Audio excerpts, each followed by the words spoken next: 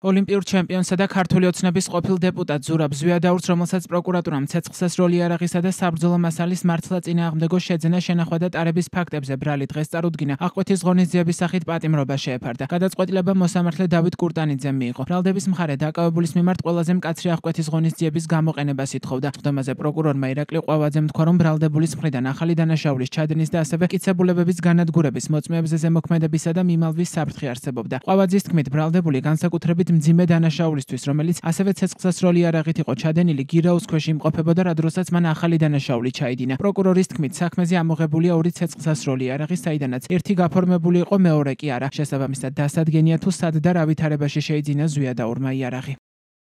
დაცვის მხარე ზვიადაურის გათავისუფლებას 20,000 ლარიანი გირაოს სანაცვლოდ ითხოვდა. ადვოკატ დათუნა მოდებაძის თქმით, ზვიადაური გირაოს ქვეშ 3 წელიწად ნახევარი იმყოფება. პროკურორის პოზიცია კი, რომ მოსალოდნელი სასჯელის შიშით შესაძლოა ზვიადაური მიიმალოს უსაფუძვლოა. როგორც ადვოკატმა განმარტა, ზვიადაური სხვა სისხლის სამართლის საქმეზე, სადაც უფრო მკაცრი სასჯელი ელოდა, არ მიმალულა და მისი მხრიდან მიმალვის საფრთხე ამ საქმეშიც არ არსებობს. გარდა ამისა, როგორც მოდებაძემ თქვა, საქმეზე გამოძიება დასრულებულია, მოწმეები დაკითხული არიან და ზვიადაური გავლენას ვერავისზე ვერ მოახდენდა. ზვიადაურს ბრალის სისხლის სამართლის კოდექსის 236 მუხლის მესამე და მეოთხე ნაწილით აქვს წარდგენილი. დანაშაული 4-დან 7 წლამდე თავისუფლების აღკვეთას ითვალისწინებს. 2021 წლის 16 აგვისტოს სოფელ წინანდალთან შეიარაღებული დაპირისპირებისას 3 პირი დაიღუპა, მათ შორის ერთი ზურაბ ზვიადაურის ძმა. ამ საქმეზე თავად ზვიადაური განზრახ მკვლელობის ბრალდებით იყო დაკავებული, თუმცა მაშინ ის სასამართლომ გირაოს სანაცვლოდ გაათავისუფლა.